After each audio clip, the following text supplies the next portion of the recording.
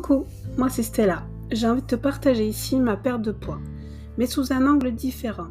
Pourquoi le podcast ? Tout simplement, je trouve que de parler, c'est bien plus simple pour moi que d'écrire ou de me filmer.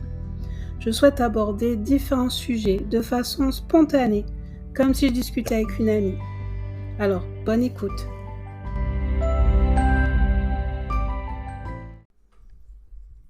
Bienvenue à toi dans l'épisode 7 de mon podcast « Être enceinte et souffrir d'hyperphagie ». C'est le sujet que je vais te parler aujourd'hui. Je vais te parler de mes 2 grossesses que je n'ai pas aimées. Je suis désolée de te le dire, mais moi, être enceinte, j'aime pas du tout ça. Déjà, il faut que tu saches que dès que j'ai su que j'étais enceinte, pour la première fois, la première chose que je me suis dite, c'est « je vais manger tout ce que j'ai envie, aucune restriction ». Ça, c'est la première chose que je me suis dite. Et ne fais surtout pas ça. Je te le dis d'entrée, ne fais surtout pas ça. Alors, dans un premier temps, je vais te parler de ma prise de poids pendant ces 9 mois. Et après, je te parlerai du côté psychologique que j'ai eu pendant cette première grossesse. Alors, j'avais 2 envies tout le long de la grossesse. C'était des chips et de la salade. Me demandez pas pourquoi, je ne sais pas. J'ai pris 28 kilos pour cette première grossesse. Le premier mois, j'arrête de fumer. Après, à 2 mois, je prends déjà 5 kilos. Mon gynécologue me dit « Mademoiselle, vous allez prendre 30 kilos si vous continuez comme ça. Donc, faites attention. » Ok, à 2 mois et demi, j'arrête mon travail parce que je m'endors n'importe où. Je m'endors dans le tram, je demande à m'asseoir quand je suis au travail. Il faut savoir que moi, à l'époque, j'étais auxiliaire de vie chez les personnes âgées. Et à plusieurs reprises, j'étais obligée de leur dire excusez-moi, il faut que je m'assoie, je suis fatiguée. Voilà. Et puis aussi, le nombre de fois que j'ai pu être en retard parce que je m'endormais dans le tram, donc je ratais un arrêt. Donc très compliqué, donc à 2 mois et demi, j'ai demandé à arrêter parce que c'était trop compliqué pour moi. À 5 mois de grossesse, on apprend mon hypertension artérielle. Donc du coup, à partir de ce moment-là, je suis très suivie 1 fois par mois jusqu'à la fin de la grossesse avec le cardiologue et des rendez-vous plus rapprochés avec mon gynécologue. Et du coup, il me dit à ce moment-là, vous êtes déjà à plus de 18 kilos, problème de tension, vous allez commencer les cours de sage-femme, mais par contre, je vais vous conseiller une collègue à moi, sage-femme, qui est spécialisée dans la nutrition. Donc, je vais voir cette dame, je lui dis que je viens de la part de docteur Intel, et je lui dis, voilà, j'ai pris 18 kilos, voilà pourquoi il m'a conseillé de venir vous voir. Donc, gentiment, elle me dit, qu'est-ce que vous mangez ? Je dis, je mange ça. Ok, donc ce qu'on va faire, c'est pendant 1 semaine, vous allez m'écrire tout ce que vous mangez. Et on se revoit la semaine prochaine. Donc, c'est ce que j'ai fait. Et à partir de là, elle m'a dit, voilà, ça, vous le modifiez ou vous arrêtez. Enfin, il n'y a jamais d'arrêt. C'était plutôt, au lieu de ça, mangez ça. Parce qu'elle m'a expliqué que c'est important de manger, même quand on est enceinte, mais de ne pas manger pour 4. Rappelez-vous de cette phrase. Ne pas manger pour 4. Donc, gentiment, on arrive au 8e mois, je ne prends aucun kilo. Donc, je suis toujours, comme à 5 mois de grossesse, à plus de 18 kilos. Le dernier mois, boum, je prends 10 kilos. Comme ça. Et là, je dis à sage-femme, mais comment ça se fait que chaque semaine, quand je viens vous voir, je prends du poids alors que je fais comme d'habitude, j'écris encore tout ce que je mange. Jusqu'à la fin, j'écris tout ce que je mange pour qu'elle voit ce que je mange. Et elle me dit, le dernier mois, bien souvent, le bébé déjà prend beaucoup plus de poids, se développe plus, et vous, vous prenez quoi. Donc, j'accouche avec plus 28 kilos. C'était pas facile, hein. Surtout quand mon gynécologue me dit, après l'accouchement, on fait quoi de ces 30 kilos ? Je dis non, c'est pas 30 kilos, c'est 28. Il me dit, c'est pareil. Par contre, ne pleurez pas, hein, parce que je vous l'avais prévenu. Ouais, j'avais un gynécologue avec beaucoup d'humour. Bon, maintenant parlons du côté psychologique de cette grossesse. J'avais énormément besoin d'aller voir ma mère Mais le pire, c'est que je venais principalement pour 2 choses, dormir ou réclamer à manger. C'est-à-dire, comme je vous ai dit au tout début, mes 2 envies, salade et chips. Pourquoi cette envie d'aller chez ma mère ? Je pense que c'était pour me rapprocher de ma maman, vu comme moi j'allais devenir mère. Je pense que j'avais besoin de la sentir au plus proche de moi. Bien sûr qu'elle a été très très proche tout le long de la grossesse, parce que c'est même elle qui m'a amenée à la clinique en brûlant tous les feux rouges. Un trajet qu'on fait en principe en 20 minutes, elle l'a fait en 10 minutes. Enfin bref, c'était drôle. Enfin, moi je rigolais pas, mais en y pensant, ça me fait rire. Et aussi, pourquoi aller chez elle ? En fait, cette grossesse, ça a un peu éloigné mon couple de l'époque. Avec le père de mon fils, c'était pas du tout rose. C'était très conflictuel. Donc je pense que c'était aussi une façon de me réconforter quelque part. Je pensais que être enceinte, c'était merveilleux. Et en fait, c'est la douche froide quand tu te rends compte que c'est pas si merveilleux que ça. Comme moi j'ai des crises d'hyperphagie, c'est encore pire parce que c'est encore doublement difficile à gérer ça. Et je vais te parler d'un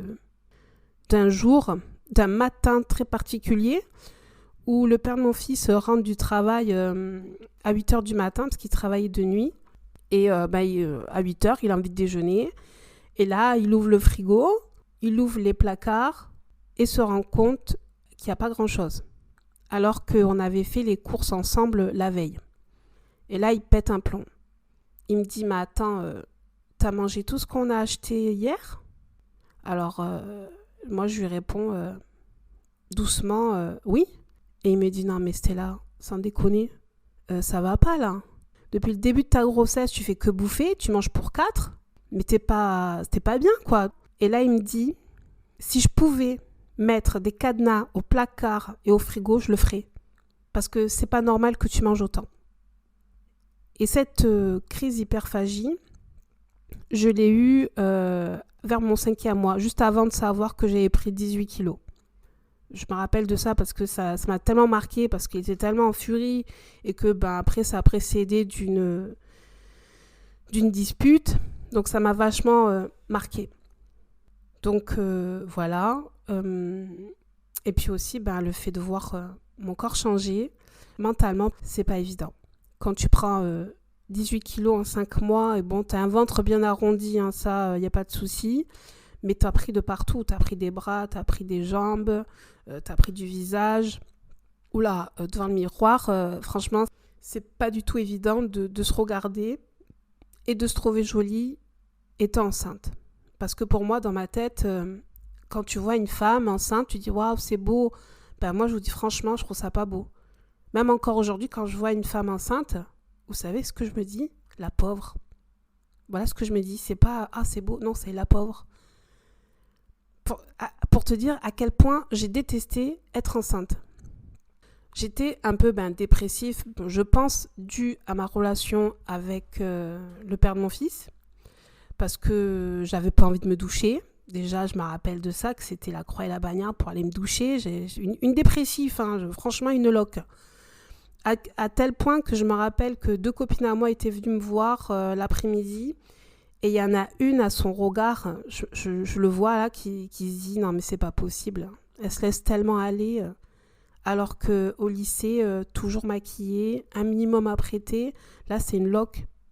Donc elle me propose gentiment en disant « Ça te dit pas qu'on aille faire les boutiques pour te trouver des jolis vêtements de grossesse ?» J'y vais, tu vois, je suis avec mes copines, on y va. Et toutes les deux me choisissent plusieurs tenues, donc j'en teste plusieurs. Et je leur dis, voilà, ces 2 tenues me plaisent, alors je les prends. Je me rappelle que ça m'avait fait du bien, parce que à leur regard, je sais pas comment dire ça, mais je sais que ça m'a fait du bien de me sentir vue et qu'elles ont ressenti ma détresse. Même si je leur ai pas dit que ça allait pas dans mon couple et tout ça, et que je déteste être enceinte, grâce à ce mini shopping, ça m'a fait du bien. Et je les remercie fortement. Je ne sais pas si un jour elles écouteront ce podcast, je ne sais pas. Je sais qu'il y a l'une d'entre elles où on est plus ou moins amis, mais bon, on se regarde de loin sur Instagram. Une fois que j'accouche, ce côté psychologique là, de dépressif et compagnie, ça s'enlève. Je dirais presque dès l'accouchement, parce que dès l'accouchement, je me suis sentie tellement bien. J'ai l'impression de me retrouver moi, retrouver la Stella d'avant grossesse. Et qu'est-ce que ça fait du bien de se retrouver. Ah, et puis surtout que je me suis sentie de suite maman, savoir faire les gestes, aucune appréhension, même pour le fait d'allaiter, aucune pression, aucune appréhension. Franchement, c'est passé comme une lettre à la poste. Pour finir, j'ai perdu ces 28 kilos en 1 an et 15 jours. Je dirais dans les premiers mois un peu restrictifs. Et puis après, tout doucement, j'ai été dans un rééquilibrage alimentaire où j'ai commencé à manger de tout, mais vraiment très progressivement et aussi avec du sport assez régulier, je dirais. Ma deuxième grossesse que j'ai eue 9 ans plus tard. Et oui, comme je t'ai dit, je n'aime pas être enceinte, je n'ai pas voulu avoir d'autres enfants, je me suis séparée du père de mon fils et j'ai rencontré l'amour. Du coup, on a fait un bébé. Et voilà, ma fille qui arrive. Donc là, je vais te faire pareil que pour la première grossesse, le déroulement de mon poids et le côté psychologique. Alors, dès les premiers résultats sanguins, il y avait une glycémie assez haute. Donc déjà d'entrée, il m'a dit « Oulala, la glycémie, c'est pas trop ça, donc faites un peu attention. » Deuxième mois, toujours la glycémie haute. Donc oralement, il me dit encore de faire attention. Lors de mon rendez-vous du 3e mois, je prends 1 kilo, mon premier kilo. Et là, je suis contente. Je suis contente parce que je me dis, les 2 premiers mois, j'ai pas pris 5 ou 10 kilos. Donc, c'est mon premier kilo. Je suis extrêmement contente. Mais j'ai eu des désagréables à partir du 3e mois. C'est que certaines odeurs que je ne supportais plus. Oh punaise. Il faut savoir qu'aujourd'hui, je ne suis plus auxiliaire de vie. Je travaille dans une grande surface au stand de charcuterie et fromage à la coupe. Et lorsque je dois trancher deux aliments en particulier, qui est le jambon aux herbes et le salami, j'avais la nausée et parfois j'étais à la limite de vomir. Et à plusieurs reprises, j'ai vomi dans le rayon. Et à plusieurs reprises, ça tombait sur ma même collègue, enfin ancienne collègue. Si tu passes par là, Tessa, je te fais un coucou. À chaque fois qu'elle devait ouvrir la poubelle, j'allais vomir. Je pense que c'est elle qui a eu le plus de vomito de ma part, du rayon. Ouais, dès qu'il y avait une odeur qui passait pas, je vomissais. Je me rappelle même qu'il y avait une collègue qui portait un parfum et au bout d'un moment, je dis « Je suis désolée, je suis obligée d'être loin de toi parce que ton parfum me donne la nausée. » Et même, je lui ai même demandé d'arrêter de porter ce parfum. Tellement que j'ai dit « Je suis vraiment désolée de mon comportement, mais je peux pas, c'est pas possible, je peux pas, j'ai envie de vomir, quoi. » Donc, j'adorais ma collègue, mais je pouvais pas être à côté d'elle. J'étais obligée d'être vraiment à l'opposé. Et c'est compliqué quand tu travailles dans un petit stand. Ce 3e mois aussi, les résultats sanguins, côté glycémie, on est toujours pareil. Donc, mon gynécologue me donne de la documentation sur l'alimentation diabétique et me dit, voilà, je te donne le protocole. Ne va pas dans l'extrême, mais au moins, tu sais comment mieux manger. On arrive au 5e mois. Je suis à plus 3 kilos. Donc, toujours contente parce que je me dis, je prends du poids progressivement. Et le 5e mois, c'est le fameux test du sucre en laboratoire. Si tu as été enceinte, tu connais ce test. Et là, c'est le verdict. Diabète de grossesse. Bingo! Mon gynécologue me dit, maintenant, ça va se corser pour vous. Donc, prenez rendez-vous avec un endocrinologue pour vous aider à baisser la glycémie. Donc, c'est ce que je fais. Je t'en parle dans l'épisode 5 sur ma glycémie qui est très, je sais plus comment on dit ça. Je perds mes mots, mais tant pis. Donc, en gros, je fais toujours de la glycémie. Je suis toujours haute, malgré avec un protocole alimentaire. Je suis toujours haute, surtout le matin, parce que la journée, je suis plutôt stable. Mais le matin, à jeun, je fais péter les scores. Il faut savoir que je me piquais à l'insuline tous les soirs. Même en faisant ça, mon corps a décidé d'être résistant à l'insuline. Voilà, c'est ça le mot que je cherchais tout à l'heure. À 6-9 mois, je prends toujours gentiment du poids et pour accoucher avec plus 13 kilos. Je ne te l'ai pas dit, mais j'ai vomi du 3e mois jusqu'au jour que j'accouche. Donc ça, c'est très compliqué quand tu es hyperphagie. Donc maintenant, je vais te parler du côté mental, le côté psychologique que j'ai eu pendant cette 2e grossesse. J'étais ultra frustrée parce que je ne pouvais pas manger ce dont j'avais envie. Et puis, surtout, j'étais très désagréable.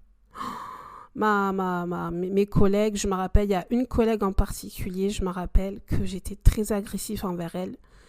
Mon côté protocolaire au travail prenait le dessus. Là, je me revois disant non, mais il ne faut pas filmer comme ça, il faut que tu filmes comme ça. Mais non, mais c'est pas l'heure de filmer, pourquoi tu filmes ? Oula, même je me rappelle, il y a une collègue qui disait bon, faut bien faire ça parce que sinon c'était là, elle va gueuler. Hein. Et pourtant, je suis pas comme ça.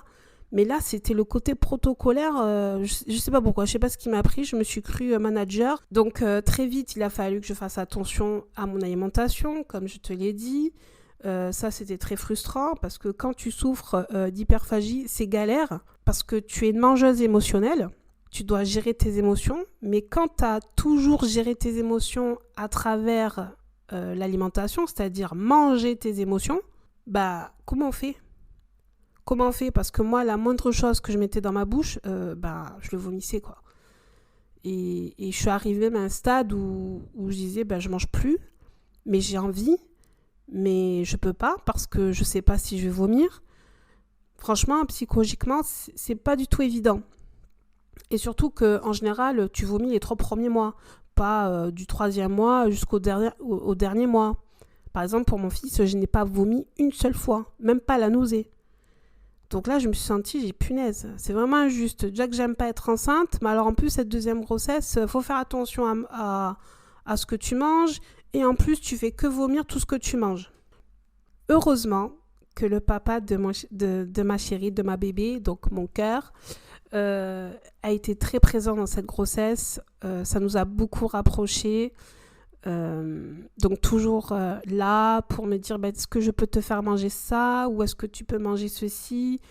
Voilà, vraiment à l'écoute, malgré que je sentais qu'il prenait sur lui parce que j'étais parfois désagréable, enfin pas désagréable mais un peu dégoûtée parce que on avait l'habitude de manger souvent dehors. Là je pouvais pas, je suis désolée mais si je le vomis, on fait comment ? Donc, je sais que de son côté, c'était un peu frustrant. Parce que lui, il adore la nourriture aussi. Voilà. Et qu'est-ce que je pourrais dire d'autre de cette grossesse mentalement ? Ah oui, mon physique.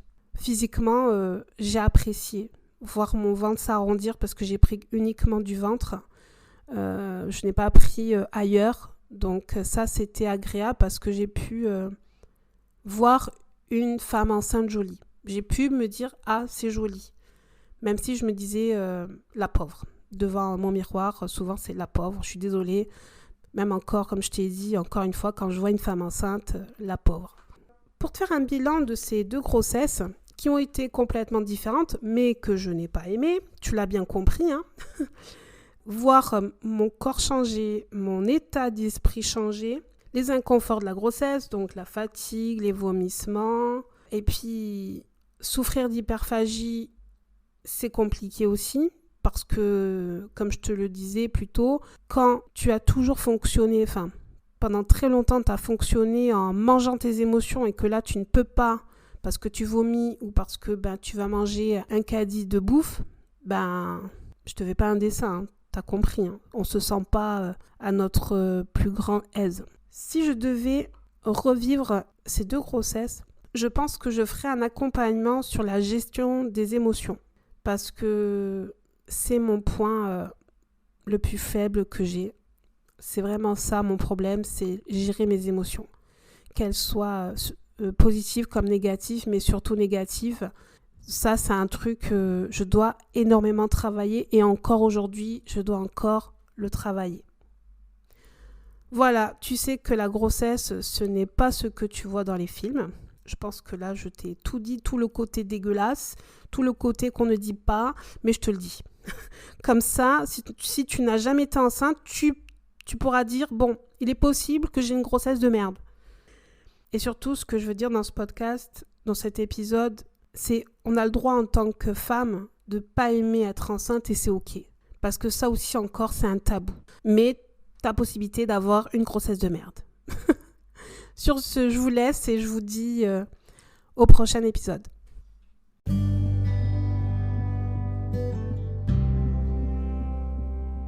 Si cet épisode t'a plu, mets une note de 5 étoiles afin de m'encourager. Pour ne pas louper le prochain épisode, je t'invite à t'abonner. Tu as envie peut-être d'échanger avec moi, c'est avec un grand plaisir. Rejoins-moi sur Instagram, podcast.by.stella. À de suite.